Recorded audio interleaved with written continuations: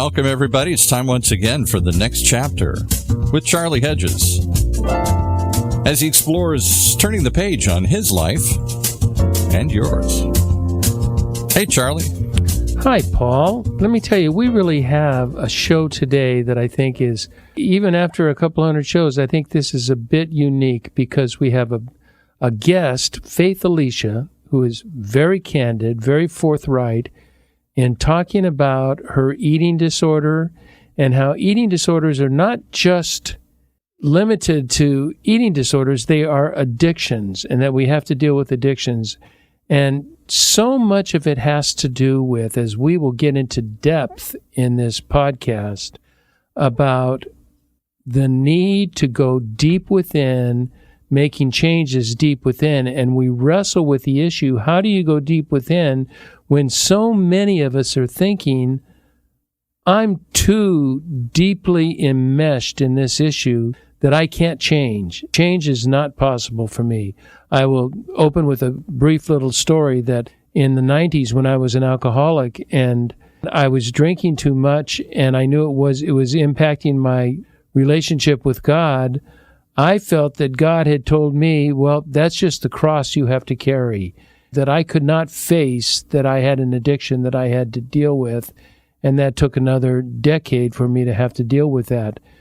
There is a reluctance to look deep inside yourself and say you can change. Faith Elicia and I want to encourage you that you can make changes. You can make healthy changes, and you can be the person that you want to be in a world that you want to live in. So join me with Faith Elicia, and we're going to talk about the illusion of personal debilitating trauma. Let's go. Faith Elicia, what a treat to have you with me today on the next chapter with Charlie. I'm grateful to be here. I've been looking forward to this all week after our little chat Monday because I just felt your energy, and I'm just usually very nervous about these, but I just felt your calm, and so I'm ready to go. Oh, good. I'm so glad. I'm so glad. I hear that every now and then, that people feel calmer. I think that pre-chat really does everybody good. I get a feel for you. You get a feel for me. We kind of get some information that we want to cover. I think it does a lot rather than just a cold call, and the next thing you know, you're on a show and you don't know who you're with or what you're talking about. Yeah, I agree. It does. Faith, today you and I are going to talk about largely, I listened to what you had to say and taken a look at what you've written and thought about our conversation. I thought, I want to talk largely, I like this idea, but I think it's a very important idea of the secret life of those caught in some addictive trap, and especially with your experience, the trap of food and eating disorders. But there is a secret life, isn't there, that is going on amongst the whole addictive nature? I agree with that. Growing up a child of an alcoholic, I didn't learn my father was an alcoholic until I was 16.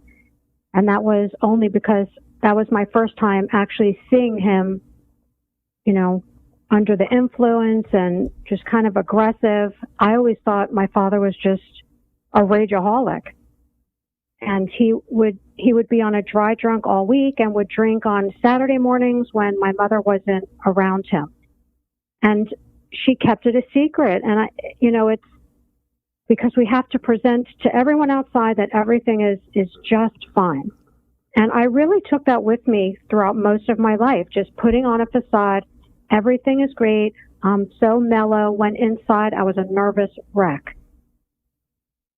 It's a lot of secrecy, a lot of shame, and it's hard to put yourself out there for fear of rejection, abandonment, so many things. And it's what I've learned, that we just keep it a secret. Nobody has to know. Because it's really the most unhealthy thing to do when it comes to addiction. Oh, is that not the truth? Because we're breaking so many social norms, and we already don't feel good about ourselves, which we're going to talk later about because you have some great quotes in that. value ourselves, and so we have to be secret. And then if anybody were to find out who we really are, I think all of us would be shameful if people found out who we really were. And yet that's not necessarily the truth. So many times we're finding vulnerability is so attractive, is it not? That someone is, not that a woe is me, I'm dealing with this. I know when I first became an alcoholic, and not when I first became an alcoholic, when I first admitted it, and I would go places and they would say, you're not going to have a drink, and I would just say, no, I'm an alcoholic. And in the very early days, Faith, that really helped because a couple things were accomplished. One is that I told the truth about myself, but secondly is I made the servers and everybody at the table accountable. If I ordered a drink, no one would let me order a drink because I said I'm really alcoholic. Good. Yeah, because you were taking care of yourself and setting a boundary, like you were being accountable. That's really good. Yeah, every now and then, once in a while, I'll do something that works, and that one did. Now, I want to talk about the issue that you wrote on in your book, Do You See What I See? I want to talk about eating disorders, but you, in our conversation, you really expanded that conversation to where we're talking addictions in general, and that an eating disorder is an addiction. It's not a special, it's not in a class of its own. It's in a larger class, but it's a specific part of a larger class, to be sure. And, you've written this very thoughtful book, Do You See What I See? And which focuses on the ever-increasing problem of eating disorders in the United States. Now, I have a feeling right now there are listeners that say, well, I don't have an eating disorder. This is not relevant for me. But that's just not the truth, is it? No, and for myself, I believe it's, an addictive type of personality, an eating disorder. And I can say that because, we know it's somewhat genetic, and then the behavioral component. Well, my father was a recovering alcoholic. There's 4 sisters. One is a recovering alcoholic. Another one's a recovering addict. And I was petrified of drugs and alcohol just because of the chaos I saw with the family. So, this eating disorder crept up on me, and it just makes sense to me because it was that same compulsion to act out, and that shame comes in because I felt bad. It's like, this is so unhealthy. Why am I doing this? But I can't stop, and I can't tell anyone because it's wrong, but I can't stop. And what you were saying before a minute ago with, setting yourself up for success, going to someplace. I don't think I've had a drink in I think I've had one since I met my husband. And I've never really drank. Maybe I've had 3 drinks in my life. I don't like it. I'm just not for me. And I could easily, anywhere we went, if friends are, oh, you want? No, thank you. I don't drink. And it's so interesting because people probably thought, oh, well, she has to be a recovering alcoholic because she never has a drink. I never even thought about that yet. And I don't even care because whatever. But the eating disorder, like, don't even address me on that because then the defenses are coming up. Because then, I don't want to be accountable. It goes with all that shame. So it's just interesting. Tell me something. I'm thinking about it. An eating disorder is, well, I guess it's it's not unlike drinking because everybody drinks basically, and it has impacted our social life because people want to drink when they get together socially, and we're not drinking, and so after a couple of hours, we're not on the same on the same road anymore. They're often, kind of drunken who knows what's, and we're not ready to go there. So it has impacted our social life. But I'm thinking about eating disorder. I mean, there's nothing more accepted in the world than food. I mean, it's necessary for life. Yet, how do you manage an eating disorder? I mean, because you're obviously, maybe I'm wrong when I say obviously, but you don't eat like crazy in public. So does that mean you're waiting till late at night, or when people are away, or when you're alone? I mean, how does that process work, Faith? Well, number one, I'm just going to say that no two eating disorders are alike. Okay. So, we can read the criteria, and there's so many different eating disorders. And I don't focus on behavior specifically, because for me, if I'm in a support group and we all have, different eating disorders, when we get down to the heart of it, the feelings is where we can relate. And food is a hard one because you have to eat to survive. So it's not like with alcohol, well, I'm just not going to go to a bar. We have to eat to survive. And it is a big part of social. So, it does become challenging. But for me, it was the eating disorder was very conniving, manipulative. So you just, for me, I would just do what I had to do so that, you're kind of under the radar. Nobody notices because you don't want to draw attention to yourself. So that there was a lot of secrecy and shame, like I said, because I didn't feel good. And, I have 3 children, so it made me feel even worse because, anorexia is the second deadliest mental illness other than opioid addiction. So I didn't want to die, but I couldn't stop myself.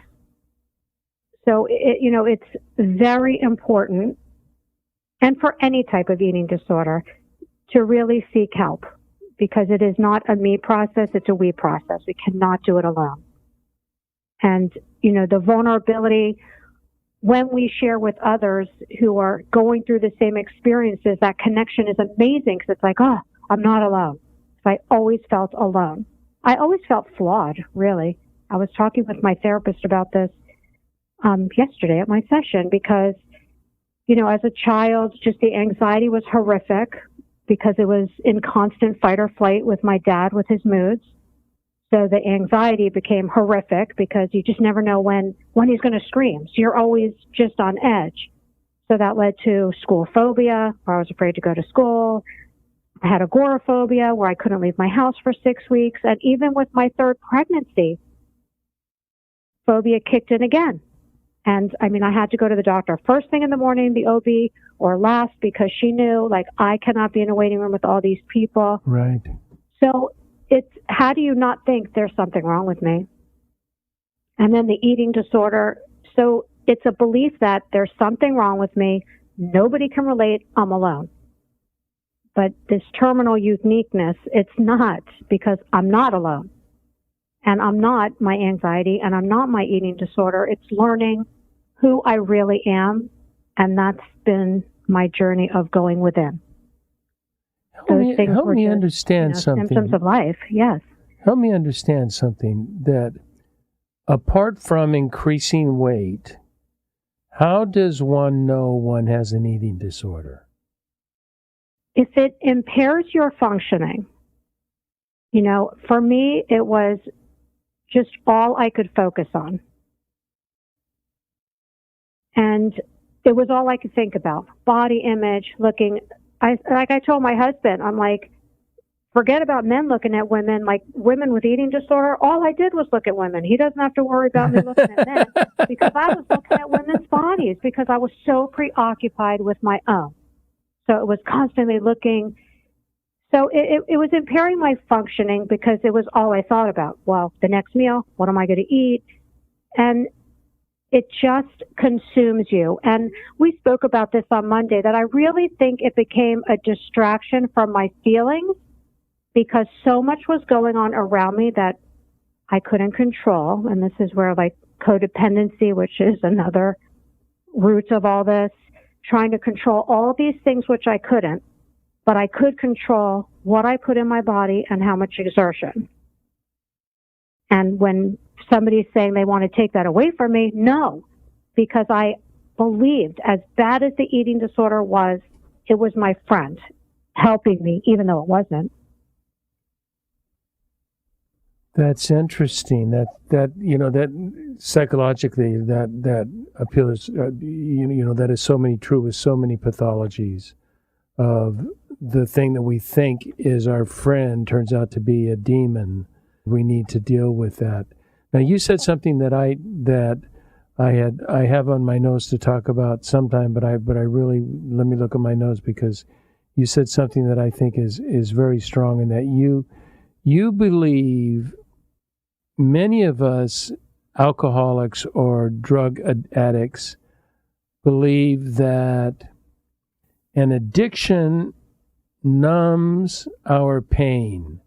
But you take issue with that. You don't feel addiction, that eating disorder numbs pain, but is more of a distraction. Do you want to talk to me about that? Because I think that's a very interesting concept. Yes, of course. For me, I had a hard time looking within. It was my dad's fault I'm like this. This one's behavior. It was always like the glasses of looking outward and not within. And as I'm just focusing on all these other things, so it wasn't, I've heard people share in support groups that it did numb them. So in a sense, I could say numb, but it really didn't numb me. But if I'm focused on all these other things, and if I'm so obsessed with my body and how my body looks, I'm not thinking about how I'm feeling. But I didn't even know how I was feeling. That's the hard part. When I went to treatment, and I've been to treatment for my eating disorder 2 times. And that's not for listeners. That's not a lot. I know people that have been in treatment 4, 5, 6 times. That not for necessarily eating disorder, but for addiction. And it's okay. Like, we're imperfect, right? And we're not.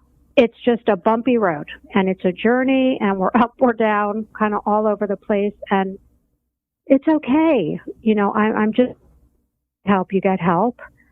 But I think it's the last 3 years, I have a really good therapist. And even in treatment, like this therapist, I'll joke, like every week when I have my session, she makes me cry.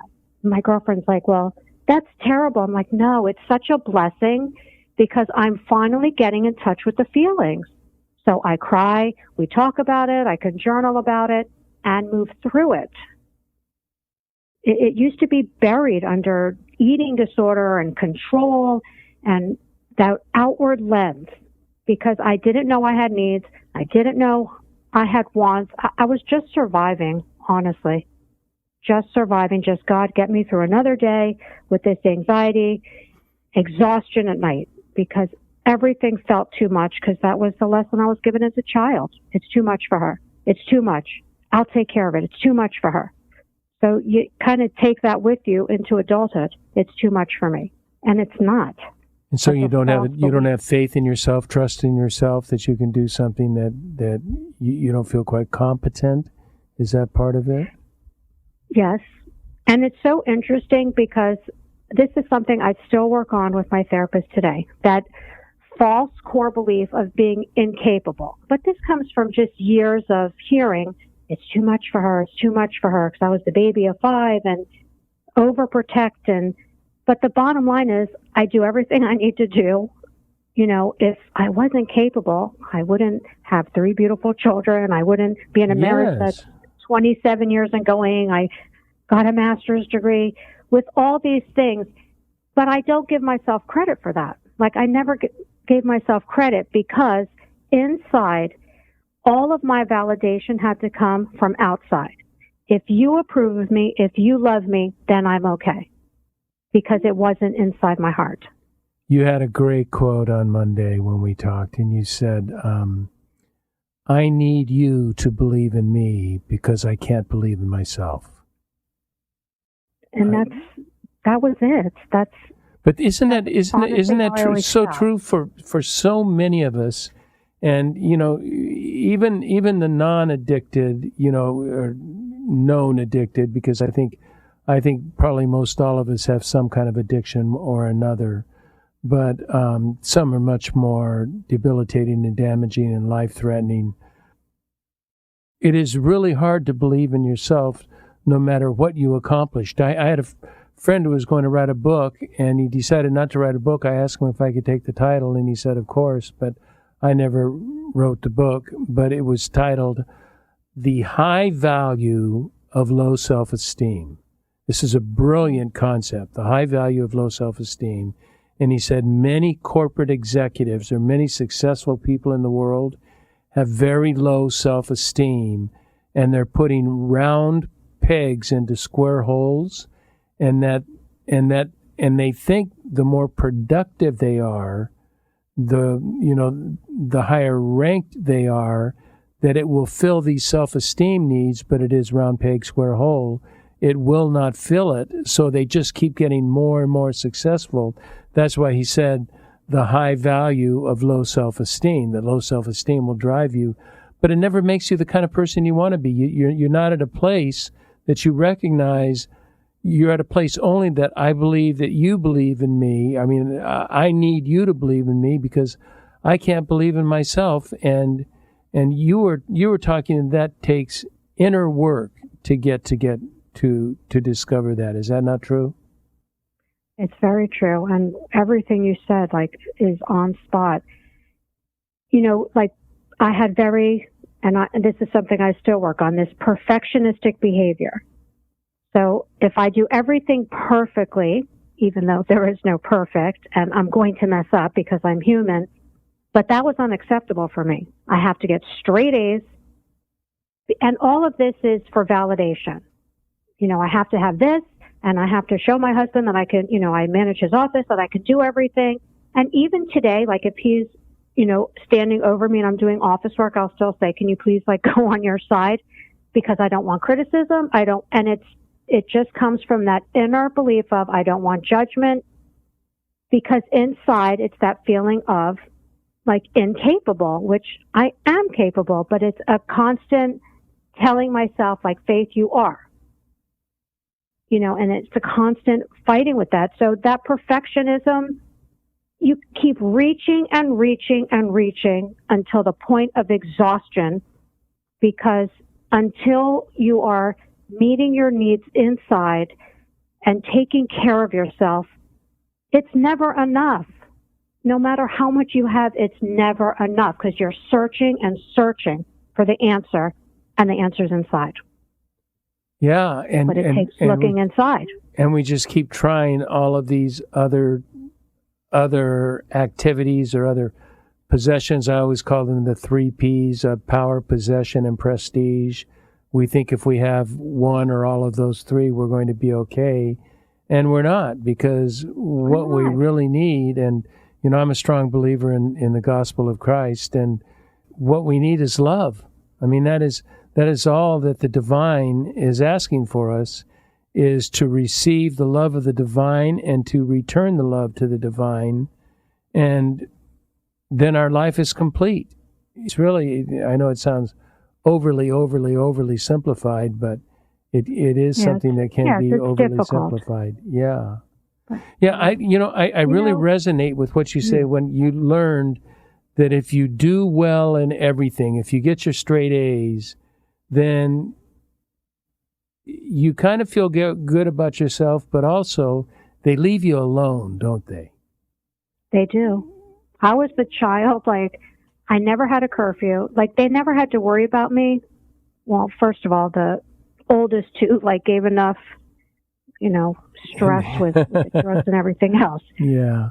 So I was under the radar. I was the good child, because this way Dad leaves me alone. Just everybody leave me alone. And I could just do my thing because they didn't have to worry about me. Yet inside, we're going back to this perfectionism thing and this high value of low self-esteem. The interesting thing is, so, with an eating disorder, the focus on the body. So it could be, when I'm at this weight, I'll feel better. Or when I look like this, it's when, then. But then when you get there, I always say, wherever you go, you take yourself with you. So even when I was, at a sick weight and going to treatment, because now it's a health concern, I still felt like crap inside. So you could say, well, when I get to that, I'll feel better. No, I didn't. I actually felt worse, to be honest. So what do you have to get to, Faith? if it's not that, what is the objective that you get to where you begin to accept? And I there's so many things I'd like to talk about, but I love your statement that imperfection is okay and there's no shame in asking for help. When do you get to that point that you understand acceptance is part of the human condition? I mean, so not acceptance, imperfection is part of the human condition, and that there is no shame in asking for help. What gets you to that state of mind? For many years, there was like a disconnect. And this is something I still work on. So intellectually, I could have said, because this has been a 9-year journey so far of recovery. So I could say, well, yes, I know this intellectually, but then in my heart, I didn't believe it. So there was a disconnect. So I could say it intellectually, but I didn't believe it inside. I had enough. And even after going to treatment the second time, like my head and heart, they weren't together. And when I got out of treatment the second time, I still felt just not right, that flawed. And I think they say the bottom, but I was just like, enough is enough. I can't take it anymore. Like something has to change. And that's why I love like your whole motto with, doing new things and doing them differently. Because if I keep doing the same thing, nothing's going to change. Right. So when I got out of treatment the second time, and I told them, like, I was ready to leave. I go to Codependency Anonymous. I wanted to go back to my girls. I felt safe with them. And, the mindfulness-based stress reduction program, I don't believe there are coincidences. So I don't even know how, like, an ad just popped up for that. And it was online virtual. And I was like, well, I've tried everything else. It wasn't even excitement. It was like, I've tried everything else. Nothing else worked. Let's just try this. And the change started to happen. Just starting to be aware of where I'm at in this moment. And the thinking started to change. And then, in the class, they spoke a lot about being kind to yourself. While I was like the biggest bully in the world to myself. Empathetic to everyone else. If you're hurting, oh my God, I will cry with you because I feel your pain. But if I'm hurting, why are you hurting? Just a bully. And that's not okay. Like, why don't I deserve the same compassion that I give to my children or my husband or my friends? Because I never felt worthy of that. So the self-compassion, I took that, course afterward. It just all started to come together. And, the meditation and really connecting with myself and going within. Because we shared on Monday, like I always felt there was something greater than myself pulling me through. Yeah, I wanted to bring that up. I was before we take a break. I want to bring that up because you talked about a higher power, and there seems to me, from what I'm hearing you say, and please tell me if I'm wrong, and I'm okay to be wrong. That doesn't bother me. That somewhere in there you got almost like a divine inspiration where your bottom, forget bottom, everybody's bottom is different, but you hit a point where you just said, this is it, I'm done. And now I can't just act like I used to act. I have certain behaviors I need to change. I have collegiality. I have people that I need to get with. I have programs that I can follow, but all of those. Did you feel like, I'm going to make it through this? I know it's going to be a battle. I know it's one day at a time. And I know that I can always eat again. I know I can always drink again. I know I can do those things. But I no longer, I respect them, but I don't fear them. And so I protect myself, but I don't have a fear because there is this voice coming from inside of me said, you're going to be okay. You're going to make it. Did you experience anything like that, or was that just me? I don't think it was like a big aha moment, because when I was agoraphobic for 6 weeks and didn't leave my house, I had vertigo. Like, my anxiety manifests physically. And to just be completely alone, like my sisters didn't reach out to me. You know, you get depressed after a while because basically nobody's showing you any care. So it's like just laying there to rot. And I actually went into a psychiatric hospital. During those times, people didn't understand anxiety disorder. But just, there was always something just giving me strength.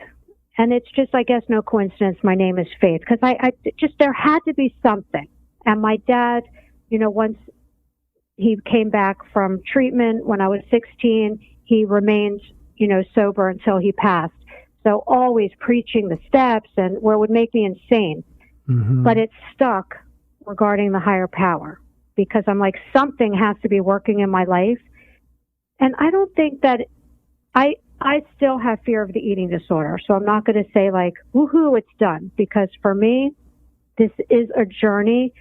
And the eating disorder for me is, my therapist likes to say it's like a bus.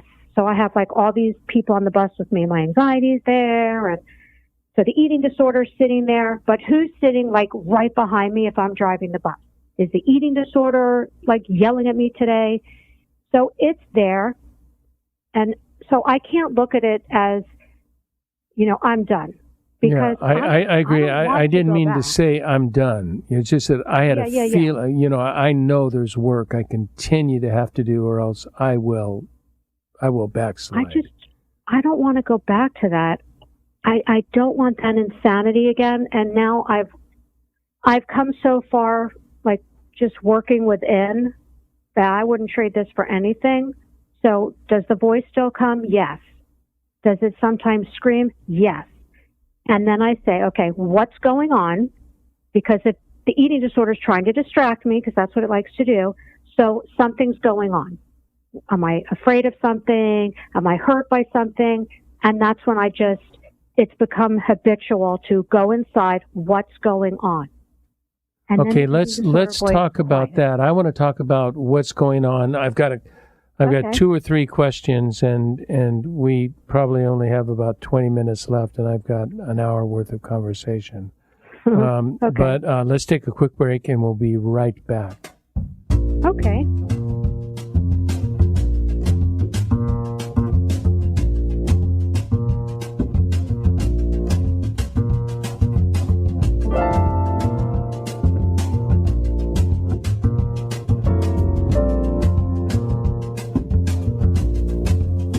Hi there, this is Charlie Hedges, and you're listening to The Next Chapter with Charlie, and my special guest today is author Faith Elicia, who has written a book that we will talk a bit about, Do You See What I See? And we are talking eating disorders, addictions, what causes them, how do you get out of them? And we come to find out in our discussion that, there are addictions and there are addictions. There are addictions that require therapy, groups, and then there's addictions that we just have, that all of us have, our tiny little addictions that keep us astray from where we want to go, and I want us all to keep in mind as we head down this path. But Faith, one thing I'd like to know is I am just curious of the data around eating and obesity in the United States. Now, before our show, I tried to look it on Google, and it was crazy. Every link that I went to gave me a different statistic. What % of the population in the United States is overweight? You know what? I don't have that answer. I really don't. I think our society just feeds into anorexia, because you have to look like the models on TV and everything else. But then we have fast food on every corner because, parents are doing the best they can and working 2 jobs. So we got to get dinner on the table, and this is fast. So it's both ways. It's so hard. Yeah, I read one of the things I read said college educated and higher income people have less chance of being obese than lower income. And I don't know what that has to do with anything. And a number that came up, and I thought the number was low. it said that 40% of our population is obese, however you define obese. That's body weight or body mass indicator. It is how you figure that out. But all you've got to do is walk around the block and just take a look, and you can see all of us are not. You know who has which racial group has the least amount of obese people? Asians. Only 17% of Asians are obese. And I live in an Asian neighborhood, so we don't see a lot of obese people, but it is a lot out there. What one of the things I wanted to know is that you have a process, sort of a ritual or a regimen that you use that helps you maintain sanity and not eat. Can you go through that? I'm going fiercely through my notes because here we are. I had things that you mentioned, like you meditate, you have a codependency anonymous group, you're a therapist, a journal, you practice mindfulness. Tell me what for our listeners that whether it be eating or alcohol or drugs or sex or food of any kind or even habits that nothing comes to mind right now, but certain habits. What of all of those different therapies that I suggested, what do you think works really well to help people get interior and get inside and not have a hard crusted shell around our heart? Well, as I said at the beginning, every eating disorder is different and every recovery is different. Okay. And I just believe that we have to find what works for us, because what works for me might not work for you. And also, look, everybody wants an escape. So there's healthy escapes. I'm a romance writer as well. So that is a healthy escape for me. I'm like in my seventh heaven when I am writing romance. When I get off it, I'm like on a natural high. I'm in the best mood. It fills my light. So that's a healthy escape. There's nothing wrong with that. We need to have joy in our lives and do things. Life can't always be about, let's talk about our feelings. We have to have fun. And why is that called escape? That shouldn't be called escape. That should just be called a healthy part of life. Fun, right. So for me, I stopped having fun. Like life just was going through the motions because everything was so much and everything was not enough. So it was starting to see the behaviors. So the recognition of the behaviors was the first, because I have another one, and like now I could see it when I'm doing it. And then once again, okay, Faith, what's going on inside? Like I get a high if things are on sale. Things I don't even need. But I got to buy it. But it's on sale. So now I have to have every color because it's so cheap. Oh my God, I can't believe how much I saved. But now I come home and I feel so guilty. Well, I don't need 10 colors. Well, now I have to return it. This is became a cycle. Buy it, return it. Where my husband, at this point, he's like, I will not return anything for you because it became so much of an issue. So, that's another thing. That is not healthy because it became so much. So now I have to run to the store again. He's like, you spend so much time to do this and then to go back, time I could be doing things I enjoy. But for me, that was another distraction from myself. And I'll start to get caught up in that cycle even today. And I have to say, okay, something's going on because now these behaviors are starting to come out and take me away from myself. So I need to start meditating more. I just need to start taking care of myself better, because it means I'm neglecting myself when I start reaching for these things to make me feel better. And they don't. They just take up time when I could be doing things I like. Yeah, I don't know if that answered your question. It did, and I'm curious. I'm just because I'm such a journaler, and you're a writer as well. Do you journal much? I do. I'm not as good as my therapist. Like, I'm better. Like right now, I'm in a step group with my CODA girls. So, like, we are doing through a book. So that for me, that's good. So we have the questions, and then I'll journal the answers, and then stuff will come to me, and I'll journal that way. Right. Like to just sit down and journal, like I don't want to. I'd rather do this. But when I have like the questions, then it just gives me a direction, and then it can flow. But that's not the same as creative writing. Creative writing is like pleasure, the feelings, and like I said, it just everything doesn't have to always be so serious. Yeah, it just doesn't. I agree. Faith, I've been I want to take a little departure.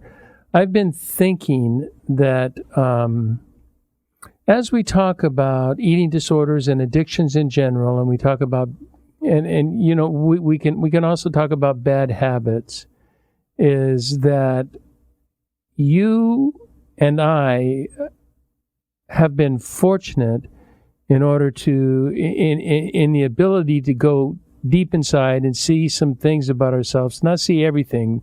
There's certainly many secrets and many crazy things that I'm learning. I just went on a spiritual journey for the last couple of weeks, and it's just continuing to learn.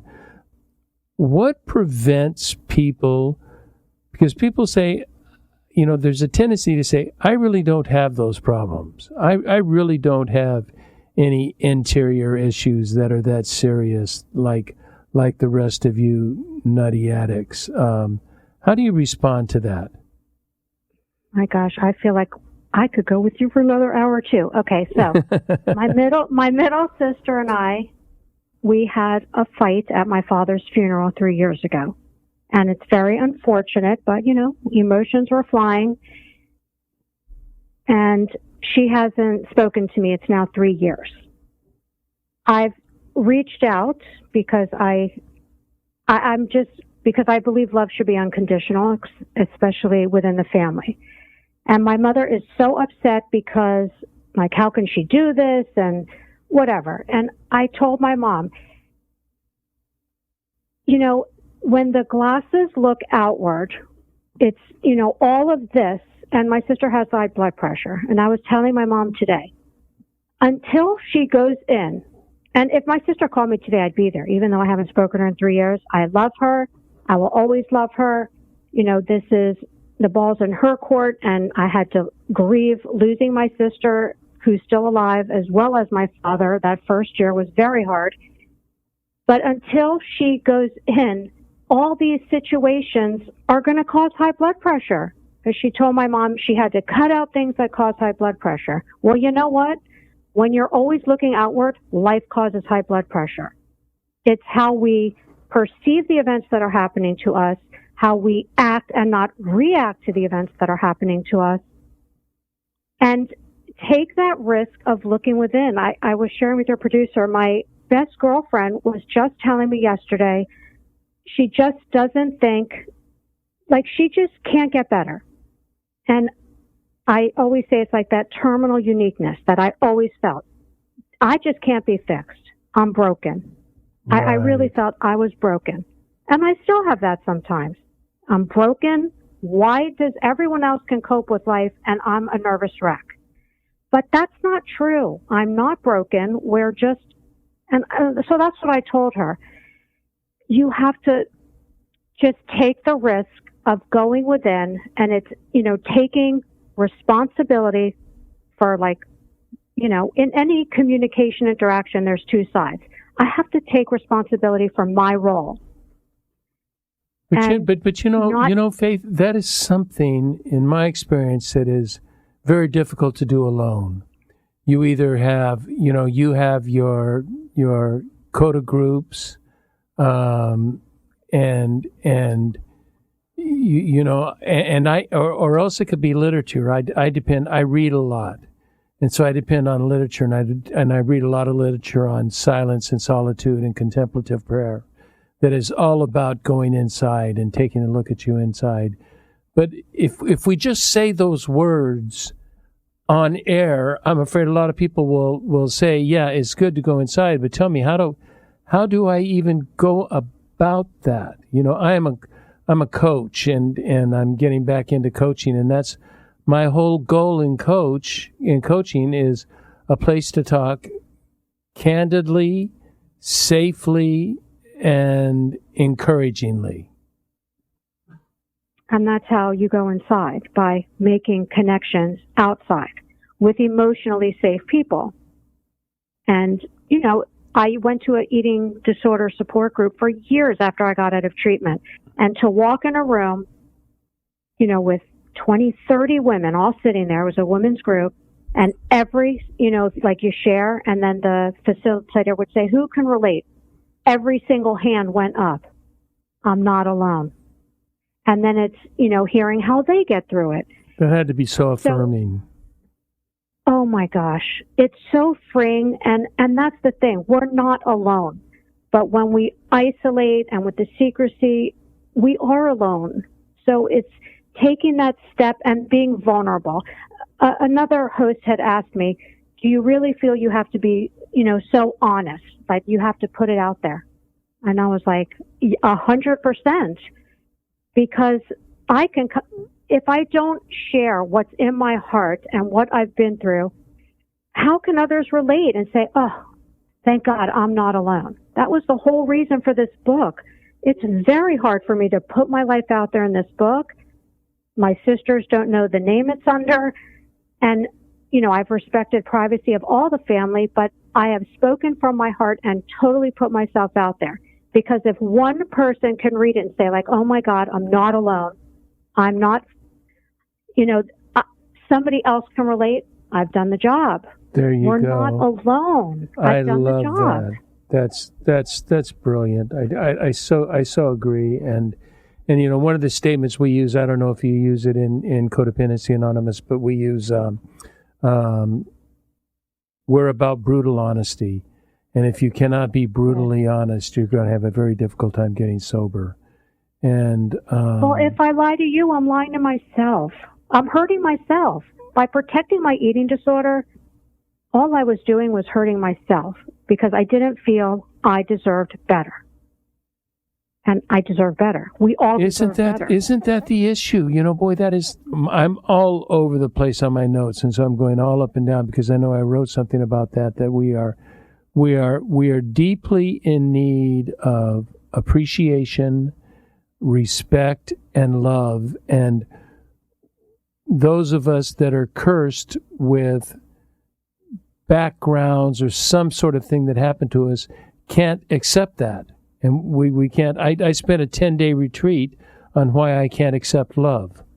I mean, and that was the whole purpose of the retreat that was led by shaman and 6 days of total silence and reflecting on just on that fact. And I'm 68 years old, asking myself the question, why can't I receive love? I can give love. I'm a great lover, but I suck at receiving love.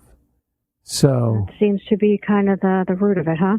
It seems to be kind of the root of our whole issue. Well, I'll tell you what, Faith Elicia, go ahead. Fast, please. Real fast. You know, I think I went to therapy for so many years in the hopes of, in this 45 minutes to an hour a week, just fix me. Can somebody please fix me? But I'm serious. I really believed that 1 hour a week, and it just, like, because nobody could fix me except me. And it's not even about fixing, because I'm not broken. I'm really not. And you say, you know, coming from, like, I don't know, whatever word you just used, but I'm so blessed from the past that I've had. It was horrible, but I'm so grateful, because if I didn't have that, I wouldn't be where I am now. I would have never even been on this journey of, let's look within, let's feed this light inside, let's believe I'm worthy. And and reach for this and want to wake up and try each day. Because I'd have no reason to. All of that pain has led me to, there has to be a better way. So this is the journey of finding the better way. Boy, we think so similarly. I've my listeners know I've talked quite a bit about what were the very difficult times of my life where I was making stupid decisions. But even without those times, I would not be the person I am today without those times. I learned so much about life, about me, about the core me, and about and good and improvable areas about me. I think your line that you don't have to be ashamed of your past, imperfection is okay. We just did a show 2 or 3 weeks ago on a Japanese concept called wabi-sabi, which is imperfect, incomplete, and in something else. But that is what life is. It's imperfect, incomplete, and in, what is it, Paul? In imperfect, incomplete, and yeah, I always forget the third one. But that's so important. Faith Elicia, you are awesome. Thank you so much for this engaging conversation. Well, thank you, and you're awesome too. You're like a big teddy bear. You're just the sweetest thing. How kind of you to say. No one has ever said that of me. I've had exactly the opposite thing said of me plenty of times. Wow. I'm not saying the opposite. I'm saying you're a big teddy bear. I sure appreciate your candor and your willingness to share tidbits of your inner secret life that we need to hear. This secret life that we're all living is just so damaging, and so many need to hear your story. Thank you. I will include a link to your book, which we didn't even talk about, but I'm assuming that we talked about your book. Do You See What I See? And I have a link to that. That will be on the show notes. Anything else about your life personally? People get in touch with you, or any other thing you would like listed, or are you just okay with that? My website. Oh, you have a website? Yeah. How come I didn't know that? I can send it to you. What is there's it? Just lots of information on where to find support. Oh, really? What is it? There are programs that offer free support, like ANAD. So I do have a lot of help and support are available. What's the website? www. It's faith, ELICIA.com. And I also have, all the DSM criteria. And I just say, just look at it with open eyes. Because so Safe Elicia? We're not going to have, yes, just be open-minded to reading it. And then I also made a YouTube channel, just putting myself out there more. I just made a video of the eating disorder, just so loud, and how to just work through it and, just kind of fight back against the eating disorder voice. Is there a dress for that, or? It's just Faith Elicia. So I'm just taking risks, putting myself out there, and then having anxiety that because I'm being vulnerable. Way to go, friend. It is what it is. That's perfect. That's so nice. Thank you. Thank you for being on the show. Thank you for having me. I really am grateful and appreciative. And as usual, I want to thank all our listeners for tuning into the next chapter with Charlie. And until next, this is Charlie Hedges signing off. Bye for now.